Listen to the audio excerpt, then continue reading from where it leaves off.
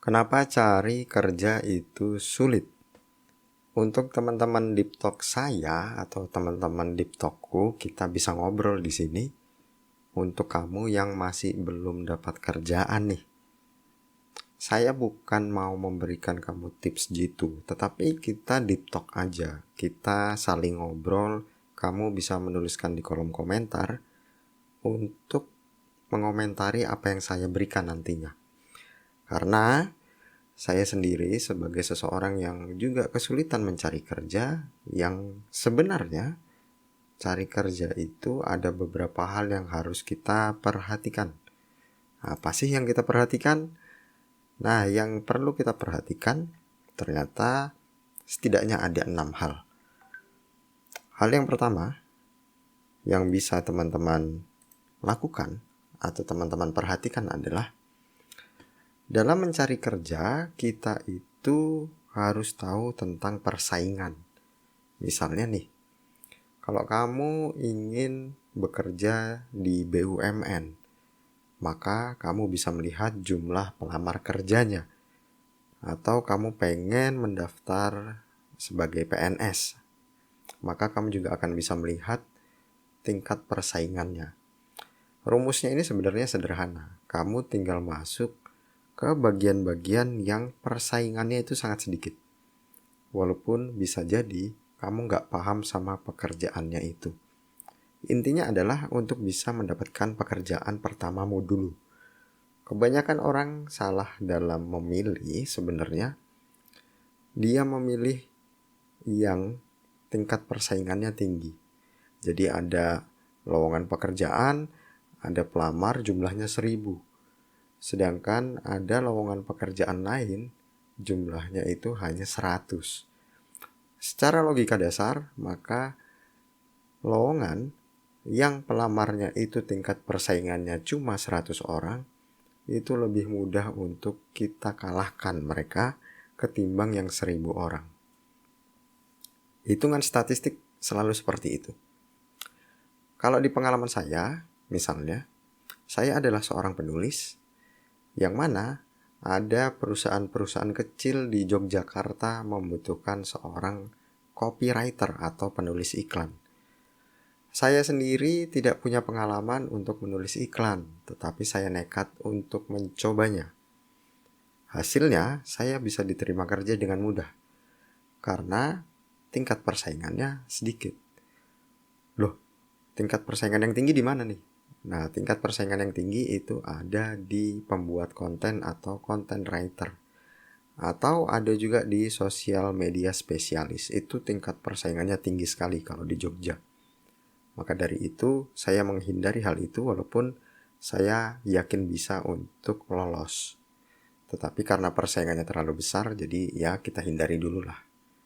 Oke, itu poin pertama ya. Jadi, perhatikan tingkat persaingan dari lowongan pekerjaan tersebut. Yang kedua adalah keterbatasan lapangan kerja.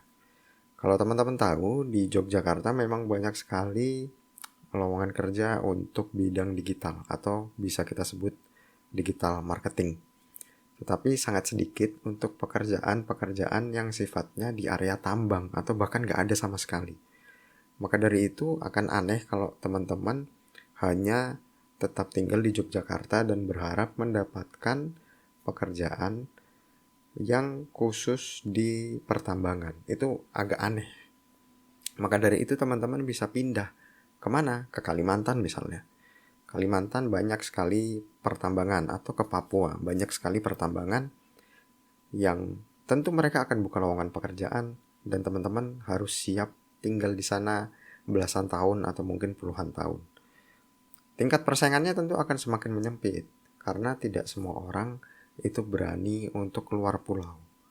Loh, memang ada orang yang gak berani untuk keluar pulau gitu untuk pekerjaan yang hasilnya gajinya besar? Oh, banyak sekali.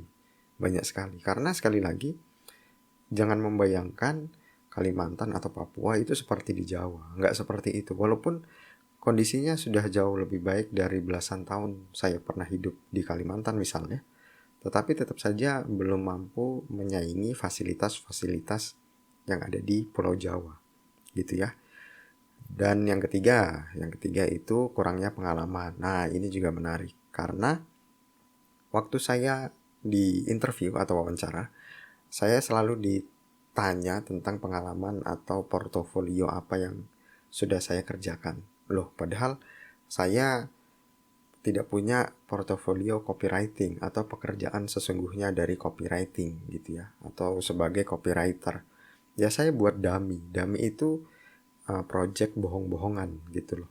Jadi misalnya saja saya jualan properti atau rumah. Nah, itu gimana caranya saya membuat iklan untuk jual rumah.